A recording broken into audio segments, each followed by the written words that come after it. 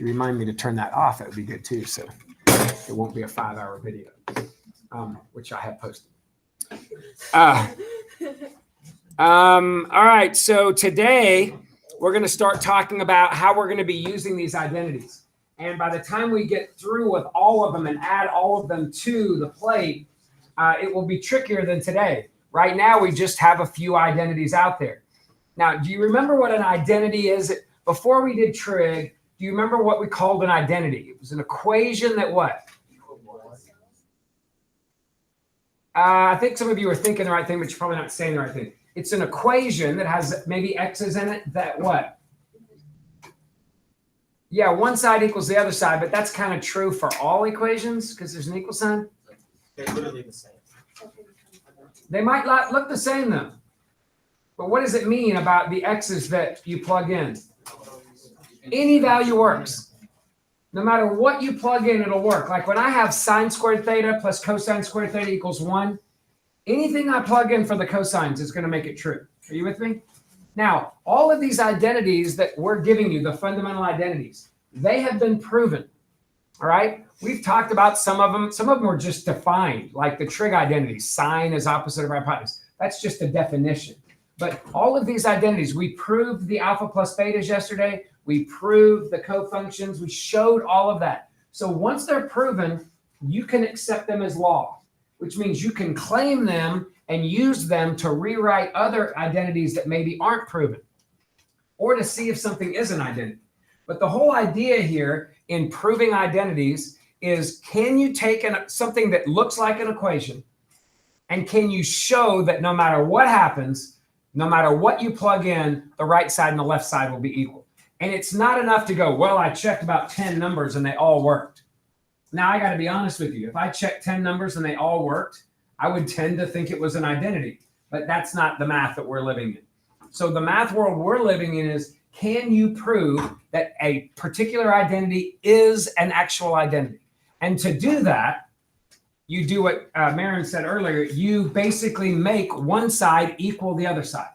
So when you look at it, the mistake a lot of people make when they look at an identity is they see the equal sign, and the question will be, prove the identity. And they see the equal sign and they go, oh, it's an equation, so I can use the laws of algebra.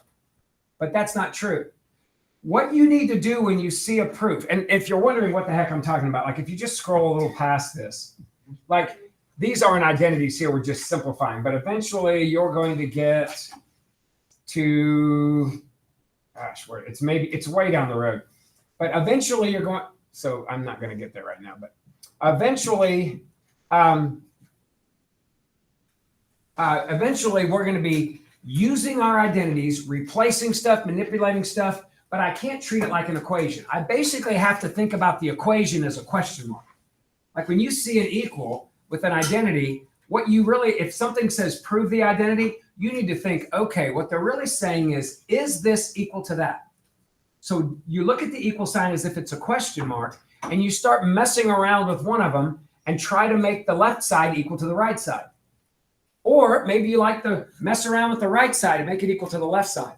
But at no point do you actually apply the rules of algebra like, hey, I'm going to multiply both sides by a cosine.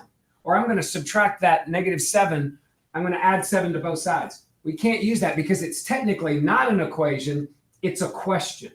Now, once you prove that it is an identity, then we have that as law, kind of like the trig identities we have so far. And we can actually move stuff from both sides, whatever, but not until we prove it. And most of the identities that we prove that are identities, we're not going to memorize them. I'm going to teach you those identities that you saw on that sheet. Those are the ones that we memorize. You could be memorizing identities forever, right? There's just there's an infinite number of them out there. So we learn enough to be able to manipulate the trig that we need at whatever level we're on. And it can get really filthy. I mean, you guys haven't been to a Vestavia tournament, I don't think. Or have you? You go in middle school? I don't know what they were like at that level. I've taken a couple of them, but it's hard for me to know what you knew then. And they're not easy, but like the trig identities you'd see at a Vestavia tournament are just brutal. I mean, you look at them and you're like, what on earth? And you got to be clever and knowledgeable and creative and all kinds of things to be able to simplify. But the ones we do, Yeah, they might be hard the first time, second time, but whatever. But if you do all the work that I'm asking and you're checking and correcting, you'll get comfortable enough with these that hopefully you'll be like, I like these. And nothing on your test will be a surprise. But that was true for those word problems you just had in your test as well. So if you're doing all that work, you won't be surprised. Doesn't mean you'll be perfect, but you won't be surprised. You know what I mean? Okay, so before we can do identities, though, the whole idea of an identity is taking each side and simplifying them. Now, normally when we say simplify, we think we're going to actually get it. We're going to basically apply the laws of, more specifically, what do we say simplify meant? PEMDAS. We're going to apply those PEMDAS rules, right? Parentheses, I suppose, whatever. We're going to apply those rules. And normally that takes something and simplifies it, makes it smaller, right? But sometimes simplifying makes it bigger. Like what's x plus y to the fifth? X plus y to the fifth power is factored. There's no f in PEMDAS, is there? Factored is unsimplified. Simplify means PEMDAS. There's a multiply in there. If I take x plus y to the fifth and simplify it, it ends up being a really big 6-term polynomial, doesn't it? With a 1, 6, 10, 10, 6, 1 coefficients from Pascal's triangle and x to the fifth to the fourth to the third, whatever. It ends up being really ugly. So don't always think that simplify means get it all nice and neat and tidy. It doesn't always mean that. And sadly, you're going to see from Trig, when I simplify Trig expressions, the brutal part about it is there's really not a lot of PEMDAS. There might be a little bit in there, but there's not a lot of it in there. So I've come up with kind of a list of rules or a list of things that I was always doing to simplify and that will really help you. And if you know these, I don't mean can you rattle them off 1 through 9 or whatever, but if you know them, if they're in your brain floating around, you will rarely run into trouble when you're simplifying. All right? And I know this because I have people walk up to my desk and they'll be like, man, this problem's impossible. And I'm like, oh, it is tough. I was like, so have you tried changing everything to sines and cosines? And they're like, well, no, I guess I could do that. And then they do that right in front of me. And they're like, okay, now what? Now it's impossible. And I'm like, okay, maybe have you thought about putting everything in the numerator maybe? And they're like, well, okay. And literally all I'm doing as they stand at my desk asking me a question is I'm rattling off these rules. And at some point they go, oh, it makes sense. Okay, cool. And they walk away. And literally all I did was quote to them the rules. Now, right now, some of these rules might not make sense to you, like create a monomial denominator, all right, or whatever. But the biggest thing you're going to see, the biggest hindrance is like that person I just described, is they look at a problem and they just stare at it and they do nothing. Don't be Kevin Hart, okay? Don't just stare at the problem. Look at it, and if you have no idea what to do, just try some of the stuff on this list. So as we're going through these, I'm going to point out the different rules that I'm using, the different things I'm doing, and hopefully you'll see all this and you'll be okay. But these are the rules, and you can read them with me. Try to express everything in the numerator. What I mean by that is, if you ended up with sine over cosecant, sine theta over cosecant theta, that's in the denominator, right? Cosecant theta. Move it up. A cosecant theta in the denominator is the same as a what? A sine theta in the numerator, because and I'll show you why. If I replace the cosecant with a 1 over sine to divide by a fraction, I'd multiply by their symbol. So it ends up being in the numerator. So things like that, changing everything to sines and cosines. Do you know that you can change everything to sines and cosines? Because sine and cosine is already sine and cosine, right? Tangent's a sine over a cosine. Cotangent's a cosine over a sine. A cosecant is a 1 over a sine, and a secant's a 1 over a cosine. So they all change. And the nice thing about that is sometimes when you change them, a bunch of stuff cancels out and you see it more clearly. Using fundamental identities. Like sometimes there's a 1 minus cosine squared theta in there. Ooh, that's part of a Pythagorean identity. Maybe I can cancel that and replace it with what it's equal to, right? Maybe there's a cosine of 90 minus theta. And I go, ooh, I can replace that cosine of 90 minus theta with a sine of theta. So looking and knowing your fundamental identities is key. Pythagorean identities, one thing I just mentioned, they show up a good bit. So I made them a separate category because they show up so often, those kinds of substitutions. Technically, they are fundamentals. Factoring it, right? Sometimes you're like, well, why would you factor to simplify? Because sometimes when I factor, I can see that something cancels, right? And remember, we never factor to simplify, but sometimes we factor so we can divide. And divide is part of PEMDAS. So that's something that might help you. Adding fractions. If I have two different parts and a plus there, if I add them together, now I have one thing.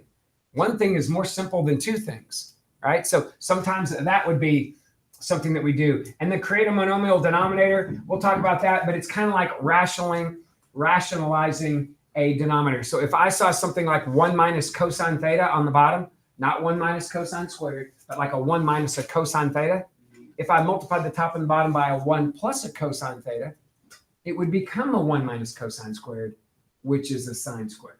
And I created a monomial denominator. But I know some of you are visual and you're like, these are just words. I don't even know what you're talking about. So the more examples we do, the better. But don't just stare at it. If you stare at it, you're doomed to get nowhere.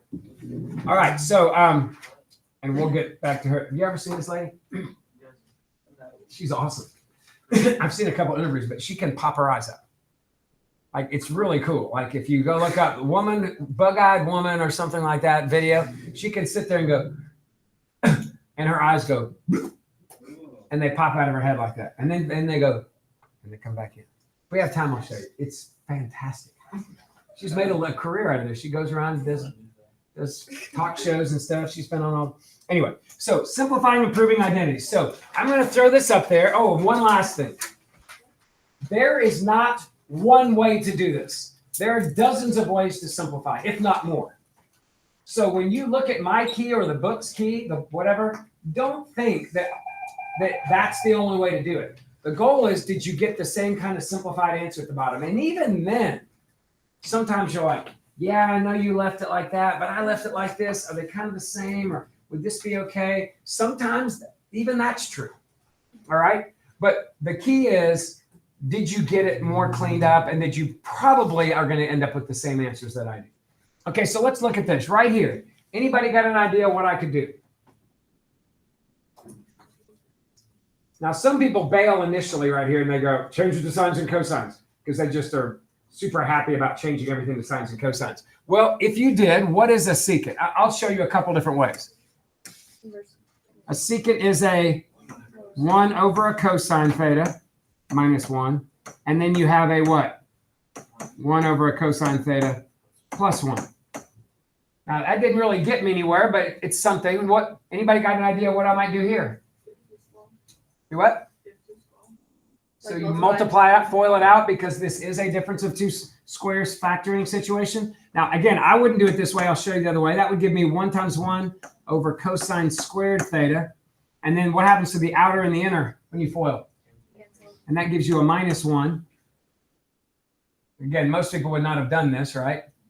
I'm hoping you wouldn't have. And then right here, you could go, I don't know, maybe I could find a common denominator, add fractions, right? Because that was one of the things. And I could change that 1 into cosine squared theta over cosine squared theta, right?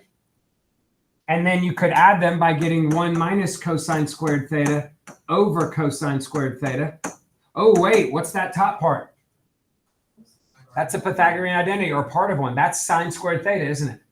So I could change that to a sine squared theta. And what's sine squared theta over cosine squared theta?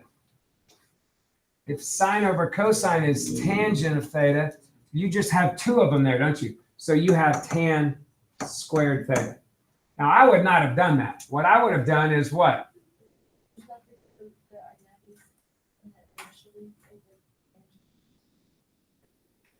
Remember, only with squares, right? But what happens if you FOIL this out? You get secant squared theta minus 1, and that is what? Tangent squared theta. And you would have been done. So sometimes your brain's not going to see the easy route. I'm guessing a lot of you might have seen the easy route there, right? You could say it's already factored. If I unfactor it, it turns into a Pythagorean identity. And if you're looking at that and going, how do you know that? Because I have memorized this. And because of that, I know that if I subtract 1, secant squared theta minus 1 would be tangent squared. And if you're like, well, I knew that, but I wouldn't have seen that. You've got to know these backwards and forwards. You've got to look at an identity and be able to see, wait a minute, I recognize there was an identity with a tangent squared, a secant squared, and a 1. And if I ever see any two of those three parts together, there's a fighting chance that if I write out what the real one is and move it around so it matches, I could make a substitution. But I've got to know my identities well enough that that's something I can see. But you see how this route was, I don't know, very terrible, and this was not so bad. But they still kind of brought me to the same place. All right, what about this one over here? Any ideas? The top is a secant squared. 1 plus tangent squared is secant squared beta. And what is 1 plus cotangent squared? Cosecant squared beta. Now, that's not an identity that I know, but what is secant squared the same as, and what is cosecant squared the same as? Oh, 1 over cosine. That is a 1 over, and I want you to kind of notice something here. That's that, right? And that's that, right? And how do I divide by a fraction? I take the top part and multiply by the reciprocal of the bottom part. And what does that give me? And what's sine squared beta over cosine squared beta? Tangent squared beta. Now I want you to notice something right here. I want you to look at that. Do I really have to go through that process to get to here? Or could I say to myself, now I can't, look at this, number 2, I can't move this tangent squared right here down to the bottom and make it a cotangent squared because it's joined by addition. I can't do that. It's joined by addition. It's stuck with that 1. But if you have something that's not joined to anything else by addition or subtraction, maybe just multiplication, you're allowed to just take it from the numerator to the denominator. Do y'all see the difference? Okay, look, I can take that secant squared because it's a reciprocal and turn it into a cosine squared on the bottom. Because this is the process that would have done that. See, that became a 1 over cosine squared. The cosine squared's on the bottom. And I can take a cosecant squared because it's a reciprocal of sine squared and make it a sine squared on the top. And I can do that because I'm not joined to pluses anymore. Are y'all with me on that? So I can skip these steps and go, oh, secant squared on the top is a cosine squared on the bottom. Cosecant squared on the bottom is a sine squared on the top, tangent squared. And I simplified this process significantly. But the second you see this, and that thing's joined by addition or subtraction to something, then I can't move it to the bottom. I could flip it right where it is into a 1 over cosine squared, but I can't take that and move it on the bottom. I could move this up and make it a sine squared in the numerator. Are y'all seeing what I'm saying? So this right here, if I had that, I could take this and make it a sine squared beta on top. And then maybe I could do this because it's joined by addition. I can flip it into a cosine squared beta. I could do something like that. I can flip it right where it is if it's joined by addition. But if it's not joined by addition or subtraction, you can move it to the bottom and use its reciprocal, move it to the top and use its reciprocal. Because of this process, I've just canceled out. You'll see that more and more and more and more. Okay. Okay. So what about this one? Simplify cotangent theta, secant theta, sine theta. Ugh, I have no idea. But what could I do? Change it all to sines and cosines? All right, now the first thing I was looking for was a reciprocal identity. Like if I saw a cotangent and a tangent, those are reciprocals, right? Reciprocals cancel each other out. But I didn't see that. So I'm going to change the cotangent to a, you could, but I'm going to change it all to cosines and sines. To a cosine theta over a sine theta. I'm going to change a secant to a what? 1 over a cosine theta, and a sine to a, well, it's already a sine. And then look, everything cancels and I get 1. Weird number. Cotangent theta, secant theta, sine theta. Okay, right here, what do you see? Be careful. Yeah, there's not a lot of work to show. It's -1, right? How do you know that? Because I know that tangent squared plus 1 would have been secant squared theta. And if I subtracted the secant squared theta, I would get this, but I would have to subtract the 1 over. So all of that's equal to a -1 because the angles are the same, right? Tangent squared theta plus 1. This is an identity that I can trust. So if I subtract the secant squared, I'd have to subtract the 1. So that's all equal to -1. What about number 5? Any ideas? Same as the first one, right? If I FOIL that out, what happens? Oh, it's literally the exact same? Okay, sorry. Number 6, what are you going to do there? Change. Now, you said multiply by sine theta. It's not an equation, so I can't just multiply by something. If I could do that, I'd be heading towards the bank. But what can I do? Change common denominator. No. Your thinking's not bad. It's just not an equation. But I can find a common denominator by multiplying the top and the bottom by a sign, right? That's legal. So if I multiplied the top and the bottom of this by a sign, not the first part, but just the second part, that would become a sine squared theta over a sine theta. And now couldn't I add them together? Now you might look at this and go, all right, Mr. Uri, you have added these together now, but honestly, is this more simple than it was before? Yes, because instead of having 2 parts, it's 1. But I can still go further now because what's 1 minus sine squared? Cosine squared. So here's what I'm left with. Cosine squared theta over a sine theta. And this is where sometimes you're like, what's the best way to leave it? Because there aren't any clear-cut rules. Now, one of the rules is write everything in the numerator, right? So one option, and I don't know that it's the best option, would be to leave the cosine squared on the top. And a sine on the bottom is the same as a what? A cosecant on the top. So this is one option. I don't love it, but this is one option. Another option is to do this. What if you thought about that cosine squared as just 2 cosines? Then what do you get? Cotangent. You get a cotangent times a cosine. And it doesn't matter what order. And to me, that looks better because I don't have something that's squared in there. Are you seeing that? So again, are there clear-cut rules? Not really. If you put this on the test and I had this on the test, I don't know that I would count off because, again, there aren't any really clear-cut rules. And yes, I think this is a little bit better. But again, sometimes there's a discrepancy like that, or there's some ambiguity about what's the best thing to do. And what are we going to do? We just do the best we can. All right, number 7. Number 7 says, simplify this. Now, right now, you could find a common denominator. What would the common denominator be? 1 plus secant times a tangent. Well, that's terrible looking. So one of the other rules on your sheet was create a monomial denominator. Okay? And that big hint for me on that was I had a 1 plus secant. Now, that's not the same thing as a secant squared. The 1 and the secant squared is what shows up on the Pythagorean identities, right? That's a single secant. So when you see a single value like that, it's a binomial that I can't just replace.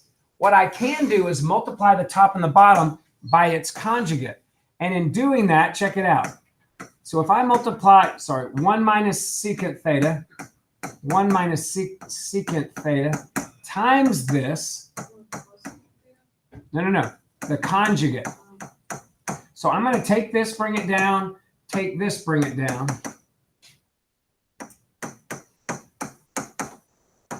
But I'm multiplying the top and the bottom by the conjugate. Are you seeing it? I could put it on the right side if you'd rather have it on the right side. Whatever. So I am going to multiply all this out. Now, I'm actually not going to multiply the top out, and I'll show you why in a second, because these problems that are made like this, they all cancel after you do this, and you don't want to mess that up. So I'm going to leave the top alone. So I have the original tangent along with this conjugate of the denominator. But what do I end up with in the denominator? What happens when I FOIL that denominator out? I get 1 minus secant squared theta, which happens to be careful, negative tan squared. Y'all see that? And if you're like, how do you know that? Because look, I recognized that this was an identity. I see two parts of that identity there, and I think, okay, if I subtracted the secant squared to the left, I would have to subtract the tangent squared to the right. And if that's what I have and I'm trying to replace, I can replace it with a negative tan squared theta. Are you with me? So here we go. I'm going to replace that with a negative tan squared theta. And now you'll know why I didn't distribute the top out. What cancels? One of those tangents. So here's what I have left. A 1 minus a secant of theta on the top. I pulled the negative out to the side. A regular tangent on the bottom. And I'm adding it to a 1 plus secant on the top to a regular tangent theta. So how are y'all with me on that? Is anybody lost? So one more time with the process. When I see a binomial denominator that's not Pythagorean, because it's not squared, I can create a Pythagorean identity by multiplying by the conjugate. So the conjugate of 1 plus something is 1 minus something. I multiply that on the top and the bottom. On the bottom, it gave me 1 minus secant squared theta. You can see it right there, which happens to be negative tangent squared theta, which I replaced it with. And then I canceled one of those tangents with one of those tangents, which, by the way, is normally going to happen on these problems. That's why I didn't FOIL the top out. After canceling it, all I had left was that 1 minus secant and that negative tan theta, which I pulled the negative out. Now, what would you do at this point to simplify this? I am going to add these up, but to add them up, I'm going to take that negative and I'm going to distribute it through the top, which would give me what? A negative positive. And now when I add these together, I get tangent on the bottom. And what do I have left on the top? That cancels. And I get secant plus secant, which is 2 secant theta. Now at this point, can I do anything? I could change it to sines and cosines, right? I could move everything to the numerator. These are all things that might help me. How about I move that to the numerator first? Tangent on the bottom would become a what? Cotangent on the top, and then change everything to sines and cosines and see if something cancels. Ooh, look at that. So that canceled, and I was left with 2 over a sine theta, which is better as a what? 2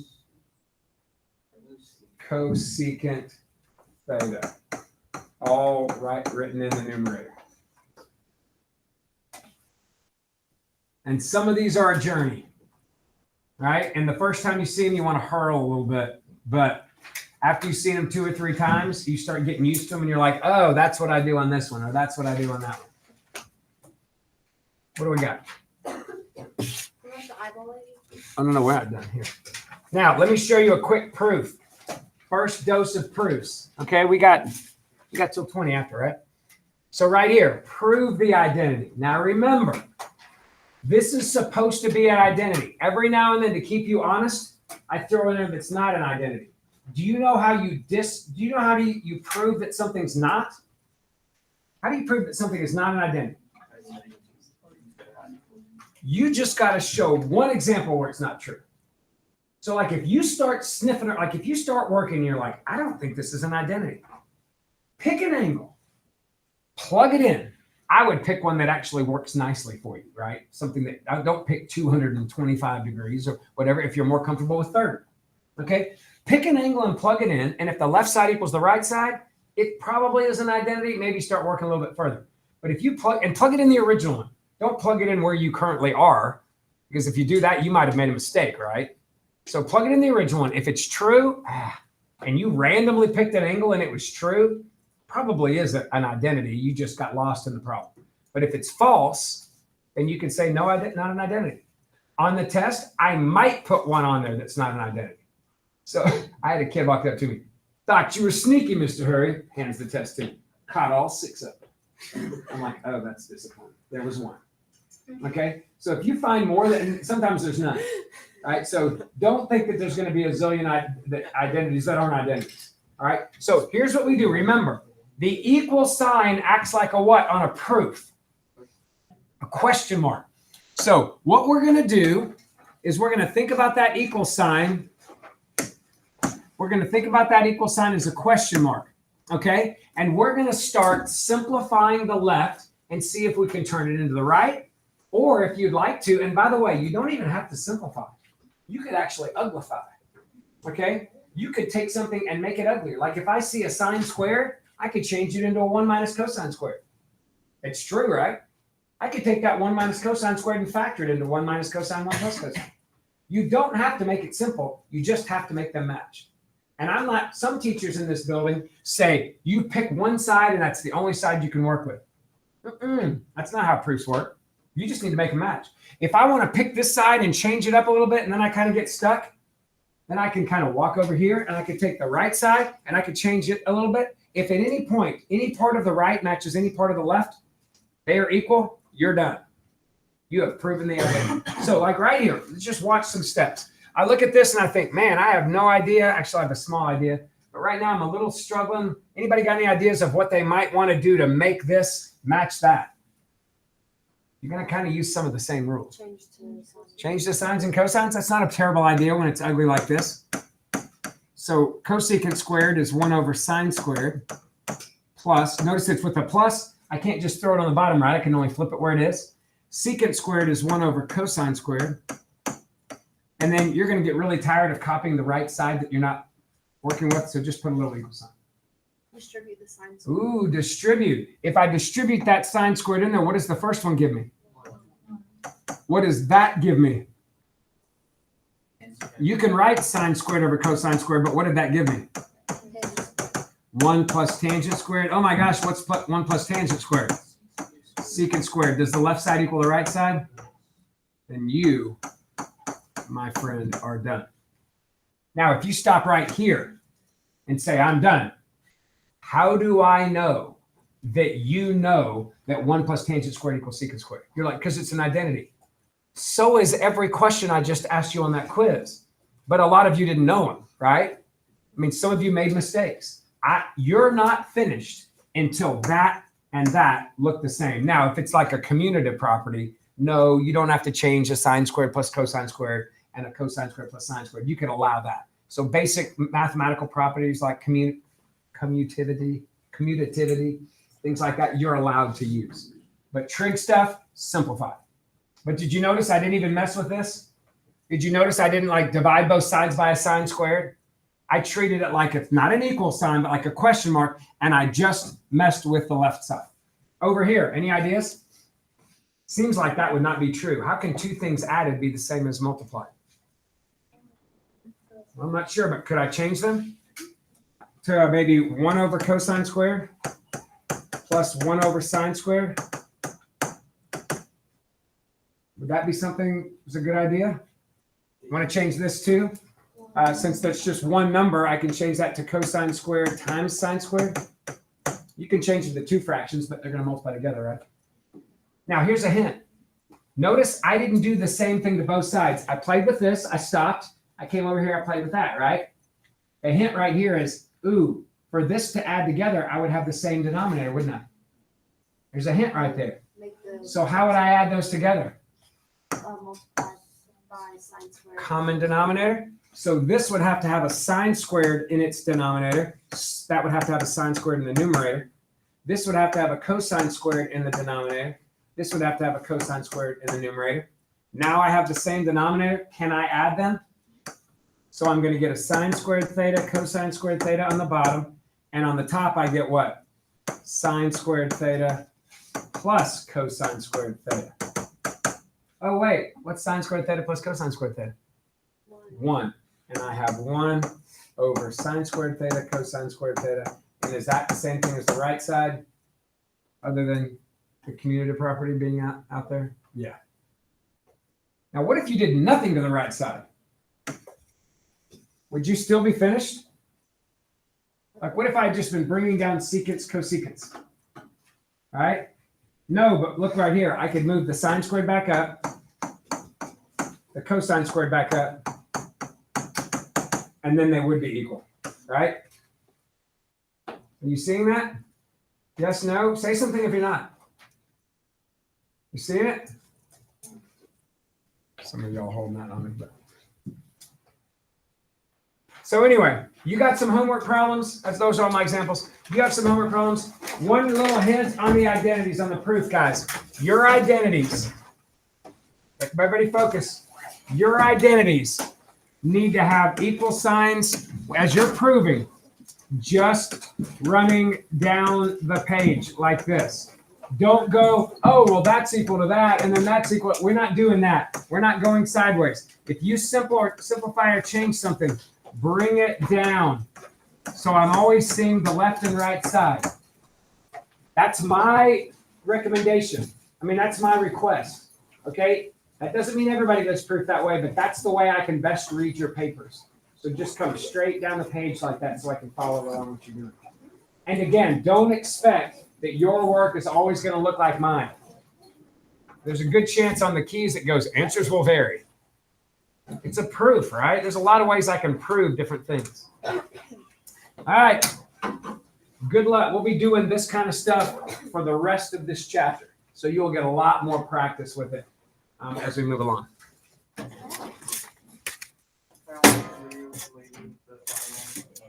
Yeah, we might have time. Let's see, YouTube.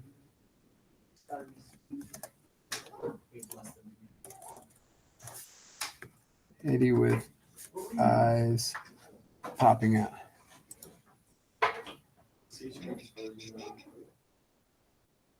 Is this her? Well, after tonight, the world may never see another stupid human trick, at least not the way they surfaced on Late Night with David Letterman. This is true. Dave's final show is now just 16 minutes. The most memorable Chicago woman. Yeah, it's like a squint. It's a squint and a push. So awesome. I like what's squint. You look so normal there. Yes, turn on the recording. Recording. Go back. Because he was behind. When we